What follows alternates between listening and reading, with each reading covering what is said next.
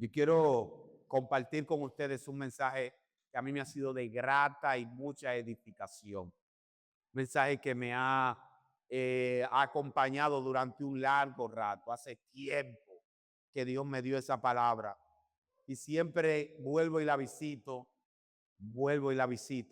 porque uno siempre visita el lugar donde uno es feliz, ¿verdad que sí? A donde uno se siente feliz, uno regresa. Por eso siempre los domingos vamos a la casa de nuestros padres, los que todavía tenemos la virtud de tenerlo con vida. Porque usted se siente feliz con su papá, con su mamá. Ahí llega el otro hermano que tú tienes 3 semanas que no lo ves. Llega tu hermana, los hijos de ellos. Bendición, tío. Y usted se siente como feliz. Entonces esta palabra es una palabra que yo visito con cierta frecuencia. Y esta palabra me ha edificado a mí durante mucho tiempo. Esta palabra yo quiero ponerle como título: un clamor desde la cruz. Dígalo conmigo: un clamor desde la cruz. Es interesante que la palabra clamor se podría traducir como un conjunto de gritos. ¿Cuánto han clamado aquí? En un momento de desesperación usted saca un grito que no sale de la garganta. Un clamor es un grito que no sale de la garganta. ¿De dónde? De dentro del alma. Cuando usted está clamando, usted no está clamando con la garganta. La garganta es el instrumento que hace evidente ese clamor. Pero lo que usted está haciendo, lo que usted está profiriendo, la voz que está saliendo, el grito con vehemencia que usted está levantando, sale del alma. Por eso es que Dios dice a Jeremías, en Jeremías 33:3, clama a mí y yo, mire que Él nos está diciendo, pídeme, dime, háblame, sino clámame. Que lo que tú me vayas a pedir no sea algo que salga de tu garganta, sino que salga de tu corazón, de tu alma. Y ese clamor que Dios espera de sus hijos es un clamor que debe ir con vehemencia, es un clamor que debe expresar las condiciones de nuestro corazón. Y la palabra cruz podría traducirse como estaca, palo. Es un elemento muy común, caracterizado por ser usado para torturar a los enemigos del Imperio Romano. En el Imperio Romano, cuando querían torturar, cuando querían matar a un enemigo, lo crucificaban. La cruz no estaba destinada para los ciudadanos del Imperio Romano. Si usted se pone a ver, a Pablo lo decapitaron, porque Pablo era ciudadano romano. Pero a Pedro lo crucificaron boca abajo, porque Pedro era ciudadano judío. Entonces la cruz era un elemento de tortura utilizado para humillar al que estaba siendo clavado en ella. Repito esta parte aquí. La intención de la cruz no era solamente matarte, porque si te hubiesen querido solamente matar, te cortaban el cuello, como le hicieron a Pablo. La intención de la cruz era, aparte de matarte, humillarte. Querían demostrar que todo el poder del imperio había caído sobre ese que es enemigo del imperio. Tenemos aquí en los pasajes que acabamos de leer uno de los pasajes más sombríos de todo el Nuevo Testamento, y yo diría de toda la Biblia. En este pasaje vemos a Jesús, que ha sido llamado el Cristo, que está suspendido entre el cielo y la tierra. Él cuelga en un madero, como diciendo, no pertenezco a la tierra, porque la tierra no me ha recibido, y no pertenezco al cielo, porque el cielo está cerrado para mí. Está suspendido sobre esta cruz el Hijo de Dios. Pero ¿por qué? Para poder poner este texto en su contexto, lo primero que tenemos que entender es que la cruz no fue un plan B de Dios para solucionar un problema que se había creado. La cruz no fue un invento de última hora de parte de nuestro Señor para solucionar un problema que se había originado. La Biblia dice en el libro de Primera de Pedro, capítulo 1, 18 y 19, dice así: sabiendo que fuisteis rescatados de vuestra vana manera de vivir, no con cosa corruptible como oro y plata, sino con la sangre preciosa de Cristo, como de un cordero sin mancha y sin contaminación, ya destinado desde antes de la fundación del mundo para tu salvación. Lo que quiero decirte con este versículo es que Dios pensó en ti antes de que tú ni siquiera estuvieras en la mente de tu papá y en la mente de tu mamá. Lo que vine a decirte en esta mañana es que el plan de Dios contigo no empezó cuando tú naciste. No empezó cuando tú entraste por esa puerta y aceptaste a Cristo como Señor. No empezó siquiera, gloria a Dios, cuando tu papá y tu mamá se conocieron. No empezó siquiera cuando los abuelos tuyos se conocieron. No empezó ni siquiera cuando crearon a Adán y Eva. El apóstol está diciendo en esta mañana que el plan de Dios con nosotros empezó desde antes de la fundación. ¡Wow! Extraordinario yo saber que yo no soy una casualidad. Un testimonio breve. Mi papá y mi mamá ya tenían 2 hijos y no planeaban tener más hijos. Tenían el varón y tenía la hembra. Mi mamá se enferma y en medio de la enfermedad mi papá cuidándola, mi papá atendiéndola, ¡pam!, aparezco yo. En el plan de ellos yo no estaba. En el plan de ellos yo no contaba. Pero Dios, que hace todas las cosas conforme al designio de su voluntad, tenía un plan conmigo desde antes de la fundación del mundo. Y para que ese plan se ejecutara, mi mamá tenía que enfermarse. Porque nosotros muchas veces creemos que estamos aquí de casualidad. Y lo que el apóstol está diciendo en esta hora es que tanto nosotros como la cruz de Cristo corresponden a un plan anticipado, corresponden a un plan premeditado, corresponden a una idea concebida antes de que el mundo comenzara a existir. Dígale a alguien: yo soy el plan de Dios desde antes de la fundación del mundo. Usted tiene que creérselo. En medio de las aflicciones yo tengo que creer que Dios tiene un plan conmigo que no empezó en esa aflicción, sino antes de la fundación del mundo. Por eso es que dice la Biblia que a los que aman a Dios, usted se lo sabe ese versículo, que a los que aman a Dios, todas las cosas le ayudan a bien. Estos son a los que conforme a su propósito son llamados. Y el verso 29 de Romanos 8 dice: porque a los que antes conoció, es decir, lo conoció antes de qué, antes de la fundación del mundo, también los predestinó para que fuesen hechos conforme a la imagen de su Hijo. Entonces, lo que le estoy diciendo en esta mañana es que Dios tiene un plan. Dígalo conmigo: Dios tiene un plan.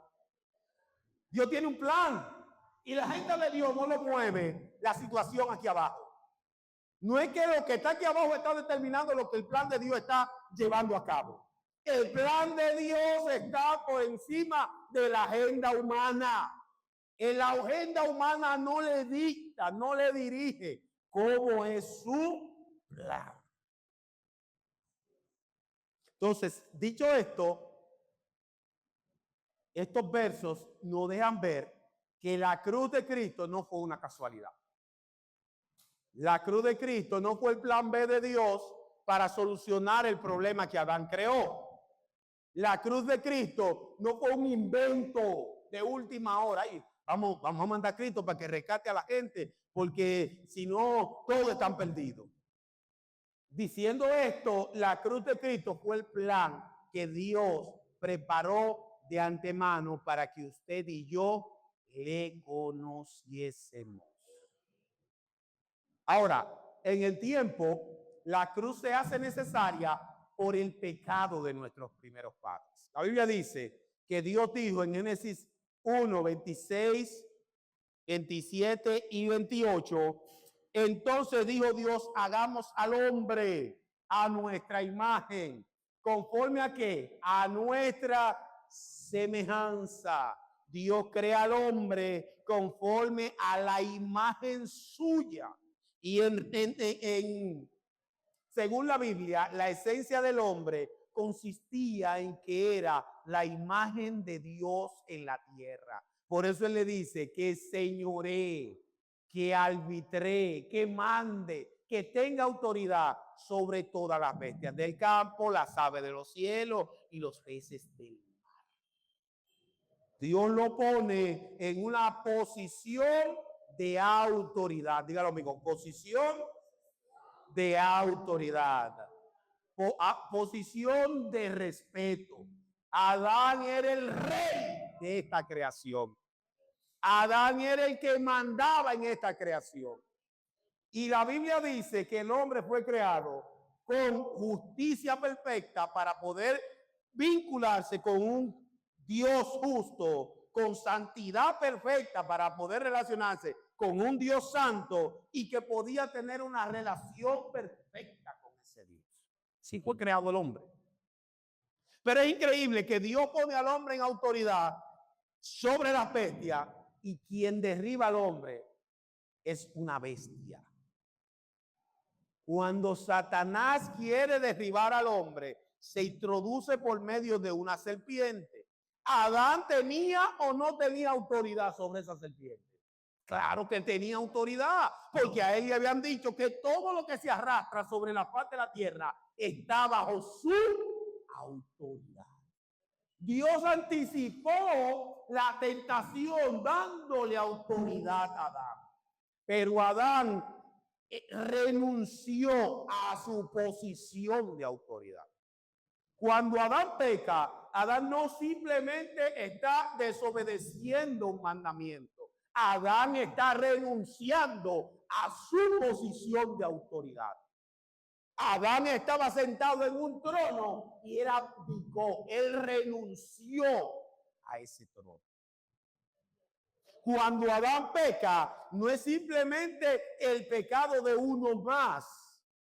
Si el presidente de la República Dominicana decide declarar la guerra a un país extranjero, todos los dominicanos estamos en guerra con ese país. Aunque usted no sea el que declaró la guerra.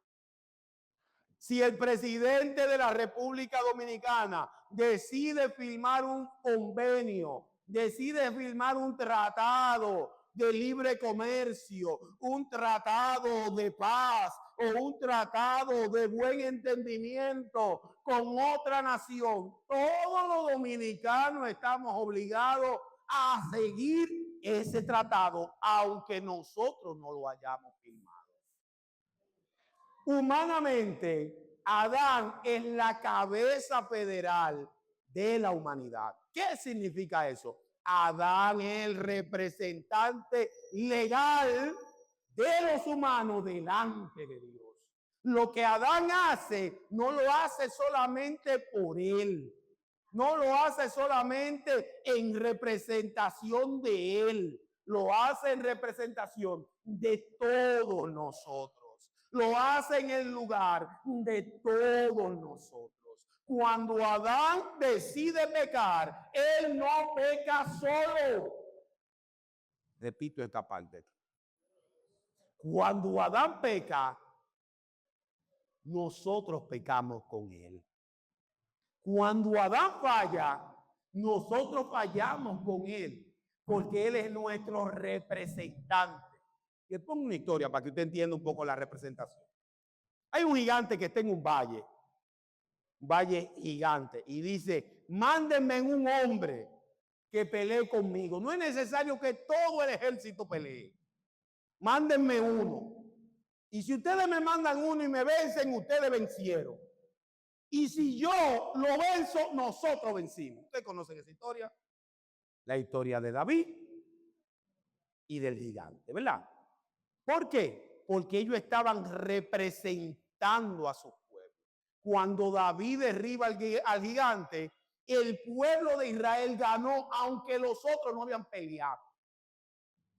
No había peleado ninguno de ellos, pero David venció, y por la victoria de David también vencieron los israelitas. Lo mismo pasa en el caso de Adán. Adán es nuestro representante y Adán no venció. Adán perdió. Adán perdió al renunciar a su posición de autoridad. Toda la humanidad está bajo la condenación de Adán. Por eso la Biblia dice que en Adán todos mueren. Adán fue nuestro representante y con su pecado él trajo la muerte a este mundo. Porque la paga del pecado es, repítalo conmigo, la paga del pecado es muerte. Entonces todo hombre, toda mujer, todo niño, aún los recién nacidos que están aquí, lamentablemente nacen espiritualmente muertos. Espiritualmente muertos, separados de la vida de Dios. Por causa de que Dios juzga a Adán como representante de nosotros y como consecuencia de su pecado, de ahí en adelante Dios mira a toda la descendencia de Adán como pecadora. Eso quiere decir que nosotros estamos espiritualmente muertos. Adán llegó a ser sensible a todo estímulo corrupto humano y fue incapaz de amar al Dios que lo había creado. Es decir, él pasó de ser hijo de Dios a ser enemigo de Dios. Él renunció al señorío de Dios sobre su vida y él llegó a ser moralmente depravado. Eso significa que el hombre es incapaz de amar a Dios como Dios es digno de ser amado. Dios tiene que ser amado en primer lugar. Usted se ama a usted en primer lugar. ¿Por qué? Porque nosotros nos enfocamos en nosotros mismos por nuestro propio pecado. El hombre llegó a estar con una voluntad esclavizada. La voluntad del hombre es una expresión de su naturaleza. Y si naturalmente es enemigo de Dios, esa voluntad siempre va a tomar decisiones que vayan en contra de lo que Dios quiere. Por eso la Biblia dice que la intención del corazón del hombre es de continuo solamente ¿el qué? El mal. Y finalmente el hombre llegó a estar bajo la sujeción a Satanás. El hombre no solamente está aislado de Dios, sino también que está unido a Satanás en su hostil rebelión contra Dios. Por eso Cristo dice que el que no es conmigo, que el conmigo no recoge, desparrama, porque el que no está con él, ¿está con quién? Con el adversario de él. Entonces, dicho esto, podemos volver a los versos que acabamos de leer. En el Evangelio de Marcos, el escritor nos da pocos detalles de la tortura física de Jesús. Si usted quiere entender la tortura física, usted puede ir a otros evangelios. Pero en este evangelio, el sufrimiento físico no es el centro. La cruz es más que sufrimiento físico. La cruz es más que la corona de espina. La cruz es más que los clavos. La cruz es más que la agonía de la tortura que le infringieron al Señor. En la cruz pasó algo más. Dígalo conmigo, pasó algo más. Jesús lo crucifican alrededor de las 9 de la mañana. Lo crucifican, lo toman cautivo la noche anterior, alrededor de las 11 a 12 de la noche. Si ustedes se recuerdan de la historia, ellos estaban comiendo la cena, se comieron la cena, partieron el pan y después de eso fueron a Getsemaní. En Getsemaní Jesús fue y oró 3 veces y dijo: Padre, si es tu voluntad, pasa de mí ¿el qué? Esta copa. Pero que no se haga como yo quiero, sino como tú quieres. Después de eso viene Judas con los sacerdotes, con la guardia del templo, y van y llevan cautivo a Jesús. A Jesús primero lo llevan ante un juicio, ante el Sanedrín. En el juicio del Sanedrín no encuentran manera de culparlo y el sumo sacerdote le pregunta: dinos si tú eres el Hijo de Dios. Y lo conjuró, es decir, lo puso bajo juramento. Y como nuestro Señor no miente, la Biblia dice que él dijo: sí, yo soy el Hijo de Dios. Y verás al Hijo del Hombre venir en las nubes con sus ángeles. Ahí lo declararon reo de muerte. Cuando lo declaran reo de muerte, lo llevan tempranito donde Poncio Pilato. Y Poncio Pilato, alrededor de las 6, 7 de la mañana, lo recibe en un lugar que se llamaba el pretorio. El pretorio era un lugar donde el juez juzgaba a los criminales y deciden hacerle un juicio. No lo encuentran culpable, pero lo condenan. Y después que lo condenan, van y lo crucifican a las 9 de la mañana. Pasan 3 horas, Jesús suspendido entre la tierra y el cielo. Y aquí es que vemos el verso 33 del capítulo 15 que estábamos leyendo. Cuando vino la hora sexta. La hora sexta era las 12 del mediodía. El pueblo judío contaba las horas de 6 de la mañana a 6 de la tarde, siendo las 6 de la mañana la hora primera, las 7 la hora segunda, las 8 la hora tercera y así sucesivamente. Hasta que la hora sexta es el mediodía. Entonces, al mediodía, Jesús está suspendido en la cruz y dice que a partir de la hora novena, es decir, a partir de la hora sexta, hubo tinieblas sobre toda la tierra. Interesante esto. ¿Por qué? Porque las tinieblas en la Biblia es un símbolo de juicio. Cuando se esté ejecutando un juicio, hay tinieblas, porque la oscuridad es simbólicamente el reino donde opera ¿quién? Quiero que usted me entienda en esta mañana. Necesito que usted entienda esto. Y la Biblia enseña que cuando Dios mandó juicio sobre Egipto, la Biblia dice que en una de las plagas el sol se apagó. Hubo tinieblas sobre todo Egipto. La Biblia enseña también en el libro del Apocalipsis que cuando Dios venga en juicio contra esta humanidad, habrá tinieblas. El sol no dará su resplandor, dice la Biblia. Y aquí está diciendo, verso 33, cuando vino la hora sexta, hubo tinieblas sobre la tierra. Entonces aquí también está habiendo un juicio. Se está juzgando a algo. Después de la hora de las 12 del mediodía, el resplandor del sol se oscureció. Allí se estaba juzgando el pecado de la humanidad. El juicio justo sobre el pecado de los impíos se estaba juzgando en ese momento, en esa cruz. Por eso la Biblia dice que el sol se oscureció. En el verso 34, Jesús, que es el que está recibiendo el juicio, clama, Elí, Elí, lama sabatani, que traducido es Dios mío, Dios mío. Wow. Es un clamor que no sale de su garganta. Ese es un clamor que no sale de sus pulmones. Y es un clamor que sale del alma. Dios mío, Dios mío, ¿por qué me has abandonado?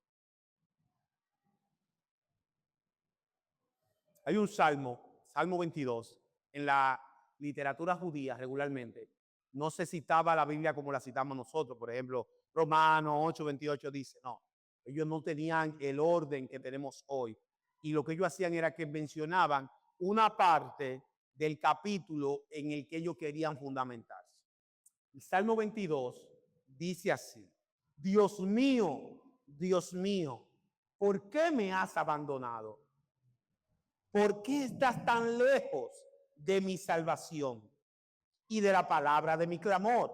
Dios mío, clamo a ti de día y no me responde, y de noche y no hay para mí reposo.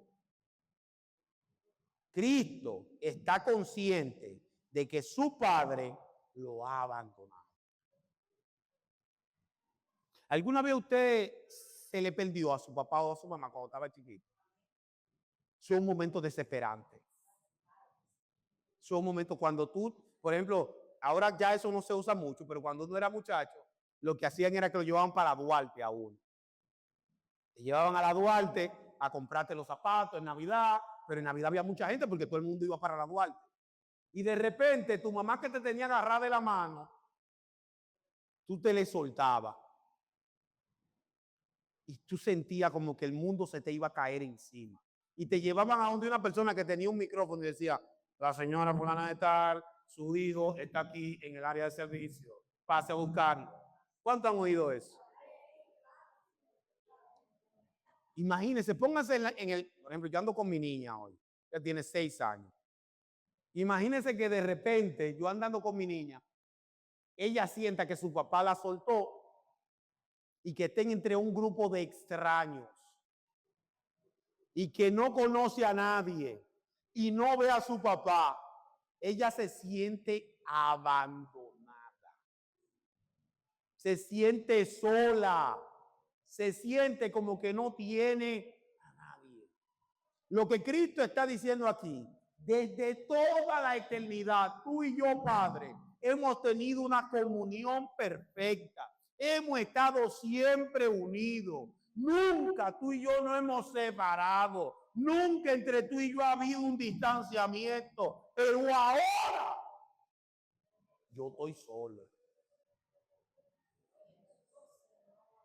Yo estoy solo. Y estar solo no es bonito. Y más cuando tú estás sufriendo. A nadie le gusta estar solo cuando sufre. Cuando uno sufre, uno quiere tener a alguien cerca que te consuele, que te apoye, que te dé aliento. Pero aquí Cristo está diciendo, Dios mío, estoy abandonado por ti. Él había sufrido el abandono de sus amigos. Pedro lo había negado. Judas lo había vendido. Y él no había dicho estas palabras, no había clamado en este sentido. Él había sentido el desprecio de su nación. A lo suyo vino y los suyos no le recibieron. Él había sentido aún el desprecio de sus hermanos. Sus hermanos no creían en él, sus hermanos de carne. Pero ahora está siendo abandonado por el Padre. ¿Ustedes se recuerdan ese versículo con el que comenzábamos? Que decía, clama a mí. En el pasado, Noé clamó a Dios y Dios lo escuchó. Abraham clamó a Dios y Dios lo escuchó. Moisés clamó a Dios y Dios lo escuchó. David y los profetas clamaron a Dios y Dios lo escuchó. Y ahora su hijo, su único hijo, Su Hijo unigénito está colgando en una cruz bajo el juicio del pecado y su Padre no lo escucha. Está abandonado. Pero la Biblia dice, ¿qué fue lo que pasó? ¿Por qué fue que el Hijo fue abandonado? El mismo Salmo 22, en su verso 3, dice, pero tú eres santo, hablando de Dios, tú que habitas entre las alabanzas de Israel. En ti nuestros padres, en ti esperaron nuestros padres y tú les libraste. Clamaron a ti y fueron librados. Confiaron en ti y no fueron avergonzados. Los padres clamaron y fueron rescatados, pero el Hijo no podía ser rescatado, porque en esa cruz ya Él no estaba en función del Hijo amado del Padre, sino Él estaba en función de los pecadores que habían fallado contra el Dios justo y verdadero. El juicio que nuestros pecados merecían estaban siendo derramados sobre Él. El juicio que nuestras maldades merecían estaba siendo dispensado sobre Él. Él dice que Dios es santo en el verso 3 y admite en el verso 6 que Él es un gusano, porque Él está cargando la culpa y el precio de nuestros pecados.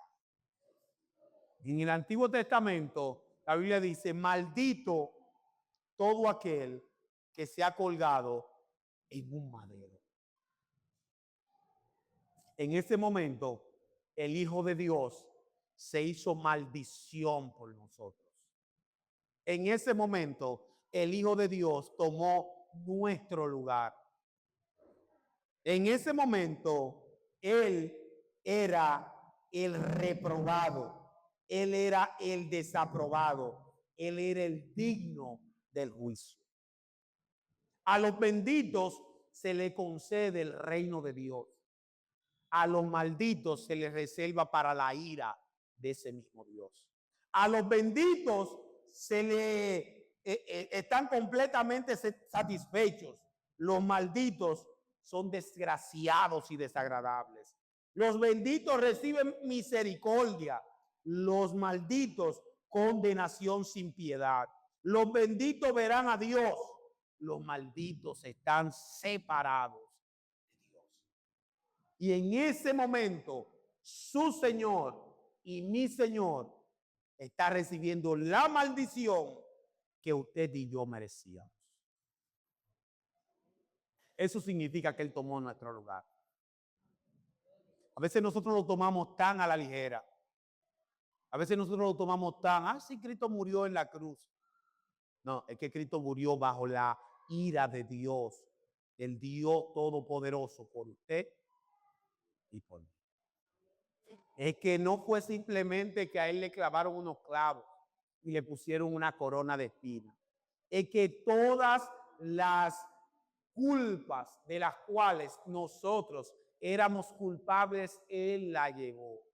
Él bebió la copa de la ira de Dios. Ustedes se recuerdan ahorita cuando yo dije que Él dijo, pasa de mí esta copa. El Padre no pasó la copa.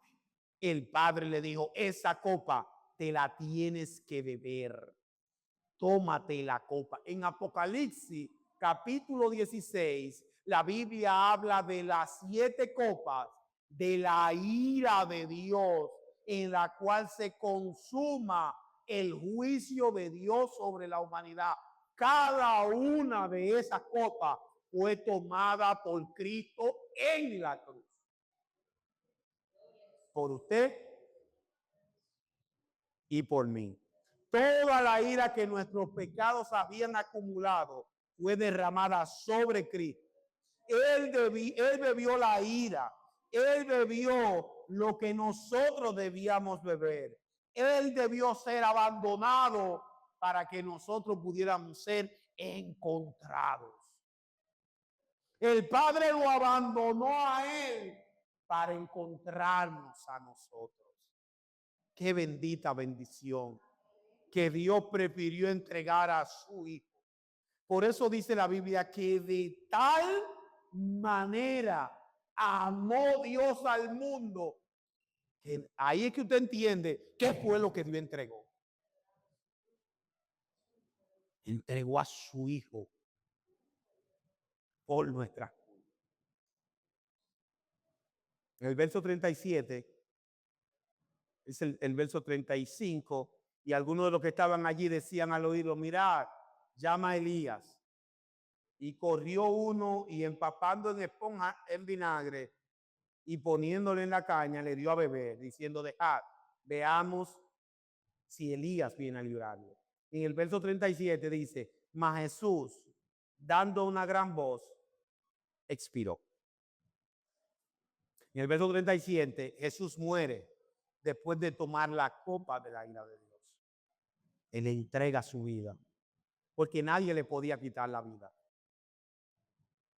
Nadie lo podía matar. Él la entregó. A Cristo no lo mataron. Cristo entregó su vida en sacrificio. Él entregó como un cordero su vida para que tu vida pueda ser recibida en el reino de Dios. Y una vez Él muere, el verso 38 es muy significativo, porque la Biblia dice en el verso 38 que el velo del templo se rasgó de arriba. El templo tenía tres partes, tenía la parte de afuera, el atrio, el patio, tenía el lugar santo y tenía el lugar santísimo. Vamos a poner que el atrio sea allá afuera, este es el lugar santo y ahí después de la pared está el lugar santísimo. Entre el lugar santo y el lugar santísimo había una gran velo que cubría el arca para que la gente no la viera. Y que el sumo sacerdote solamente podía entrar una vez al año a llevar el sacrificio de la ofrenda por el perdón de los pecados del pueblo. Cuando Cristo muere en la cruz, dice el verso 38, que el velo del templo se rasgó de arriba. Ahí atrás, en el lugar santísimo, simbólicamente era donde Dios moraba en la presencia de los querubines. Cuando el velo del templo se abre, lo que le está diciendo a la humanidad, lo que limitaba tu acceso a la presencia de Dios ha sido quitado. Usted tiene que oírme en esta mañana. Aquello que impedía que tú entraras a mi presencia ha sido quitado. El velo que impedía tu presencia en mi vida se rompió, dice una canción. El velo que separaba al hombre de Dios se rompió. El velo que impedía que yo tuviera acceso directo a Dios se rompió. De arriba, como queriendo decir, no fue una iniciativa del hombre romper el velo, porque todo lo que el hombre hace de abajo hacia arriba. Pero Dios en Cristo rompió el velo de arriba para que podamos entrar. Dice el libro de Hebreos que se ha abierto un camino nuevo y vivo. Tenemos acceso a Dios por medio de Cristo en el poder del Espíritu Santo. Lo que le vengo a decir en esta mañana es que Cristo cargó el precio que necesitábamos pagar para entrar a la presencia de Dios. En Cristo nosotros tenemos acceso al Dios de toda gracia. Por cuanto la paga del pecado es muerte, Cristo murió por nuestros pecados. Porque la dádiva de Dios es vida eterna, ¿en quién? En Cristo Jesús. Él fue abandonado para que nosotros pudiéramos ser encontrados. Y en el verso 39 dice, y el centurión, Es interesante esto. Perdón que le dé tanto detalle, pero es que estos versículos son ricos en contenido. Un centurión era un militar romano que estaba a cargo de 100 soldados, una centuria. Y el centurión fue al que lo mandaron a crucificar a Jesús, al centurión con su centuria, a crucificar a Jesús. Él no estaba ahí, él no era evangélico, él no era cristiano, él no era judío, él no sabía de religión. Él lo único que sabía era que ese era un criminal, que había que condenarlo y había que crucificarlo. A ese criminal, a él se lo entregaron, él fue y lo llevó al Gólgota e hizo que lo clavaran en la cruz. Después que termina el espectáculo de la cruz, este hombre dice, y el centurión que estaba frente a él, viendo que después de clamar había expirado así, dijo, verdaderamente. Yo creo que nosotros tenemos que tener nuestra experiencia de centurión. Nosotros tenemos que ir al Calvario. Nosotros tenemos que ver a Jesús. Y tenemos que entender que lo que Él hizo en esa cruz, Él lo hizo porque verdaderamente es el Hijo de Dios que ha venido a la tierra para salvarnos de nuestros pecados. Yo me gusta tener, anoche mientras terminaba, repasaba las notas y preparaba el mensaje, yo tuve mi experiencia de centurión. Una vez más yo pude ver al Cordero de Dios que quita el pecado del mundo, colgando sobre la cruz. Y decir, wow, gracias Señor. Gracias porque me libraste de la condenación eterna con tu muerte. Gracias Señor, gracias. Gracias porque cuando te dijeron bájate de la cruz, no te bajaste, te quedaste ahí. Gracias porque recibiste la ira que yo merecía. Gracias Señor. El centurión vio a Jesús y viendo a Jesús en la cruz, uno no puede quedar igual. Yo no puedo ser el mismo al ver al Señor morir por mí.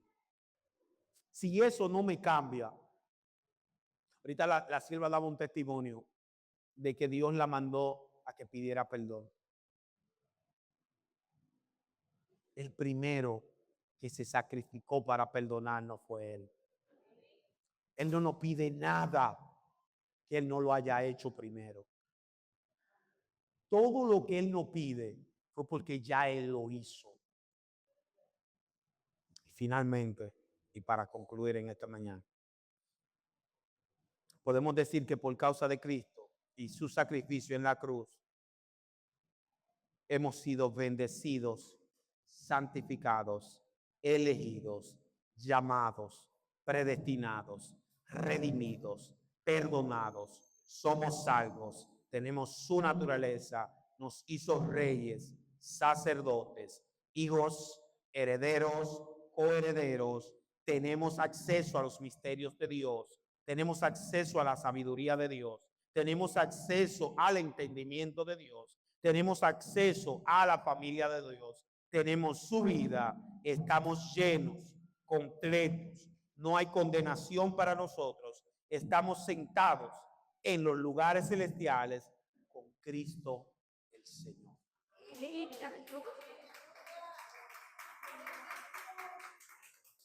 Extraordinario. Extraordinario. Yo creo que hoy domingo, yo quiero que usted se vaya para su casa a meditar en el Señor, en lo que el Señor ha hecho por nosotros. Lo que el Señor ha hecho por nosotros no tiene precio. Señores, éramos dignos del infierno eterno. Íbamos rumbo a la condenación eterna. Y el Señor envió a su Hijo por nosotros. Porque Dios no quiere la condenación de ninguno de nosotros, sino que nos arrepintamos y vivamos. Esta mañana yo quiero que usted incline su cabeza y haga esta oración conmigo. Señor, te damos gracias por este sacrificio tan grande. por haber muerto por nosotros en la cruz. Gracias por llevar la ira que nuestros pecados merecían. Y gracias por darnos acceso a tu presencia. Esta mañana te pedimos perdón. Pídale perdón al Señor. Dígale, Señor, perdóname mis pecados. Perdóname mis rebeliones contra ti.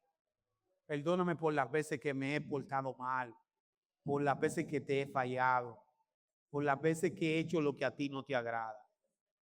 Ayúdame a vivir para ti. Ayúdame a vivir bajo tu regla.